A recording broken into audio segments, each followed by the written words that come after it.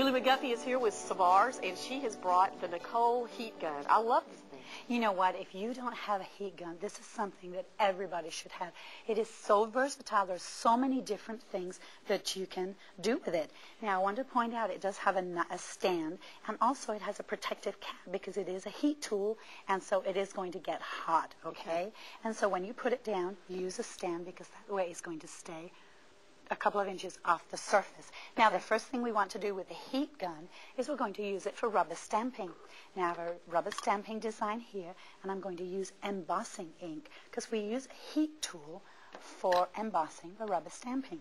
So we'll just stamp the design, just do a small part right on the center of this paper here. And it's a little hard to see, but it's clear. But it is clear. It's kind of like an adhesive. It's like a glue. So we're going to sprinkle it with some embossing powder. And make sure you cap it so it doesn't spill. And then we're going to actually shake off the excess like that. And now you can see the design. Yeah, okay. Now what we do with the heat tool is we're going to switch it on here. And then as I apply heat to this embossed design, is going to dry it, and it's also going to raise it. And so it's going to melt all those little crystals in there. It's going to melt all the crystals together. And give you a raised effect. Exactly.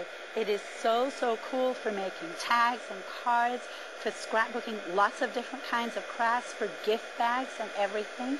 And always remember not to put the heat tool near the surface. Okay? And we have one here that you have embossed, this beautiful little teddy bear. The little teddy bear, it's very right? raised. You can feel it underneath. Now, the great thing is when you have this raised design, then you can go ahead and you can color in the areas with colored pencils, with markers, whatever you want. Because the outline is raised, you're not going to go over the line. So this is so much fun to use. And there's a little bag there, Renee, that is so where cute. We use that design on a gift bag. Now, you can use this heat tool for other things other than just embossing. Exactly. Everybody loves to get a gift, and we've talked about the gift bag, but look at this gift box that we have over here. It's full of all kinds of goodies. Now, how did you make the handle? Well, first of all, we took a chipboard box, and then we actually took some wooden beads, and we threaded those on wire to make the handle. And we also painted the box, so you could decoupage paper onto it. You could do all kinds of different things. That looks almost like you bought that. It's just so cute. It's beautiful. Now, what child or what adult wouldn't love to get something like this? Well, it depends what you put inside it, right? Now, once you've prepared the box, and of course you can do this however you want. You can decorate it whatever way. Then you're going to fill it with lots and lots of goodies. And I know that if you've been in the stores, there's so many things. Well, let's see how this works. Show me how you do it. We put it inside a shrink wrap bag when you've got everything in it, okay? And then you would want to tie the top with a ribbon. Okay. And we'll just use a little piece right here. And this comes in a lot of different colors. We're using clear, but it also comes in other colors of the shrink wrap, doesn't it? It does, it does. All right, I'm going to tie this for you while you start. You tie that, and I'm going to start using the heat tool. Again, we're going to switch it on. And look at that magic happen. There, wow. So you would just go all the way around it until it all shrinks in and exactly. And it's just going to seal everything in there perfectly. Oh, okay.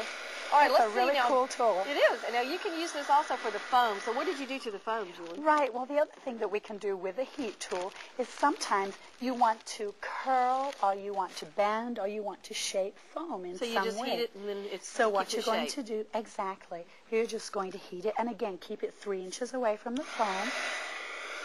And you're just going to warm it up like that.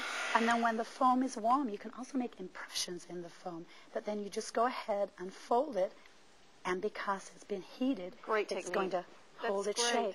Well, what a great tool. Thanks, Julie. You can find this great heat tool from Nicole in the rubber stamp department of this AC Moore store.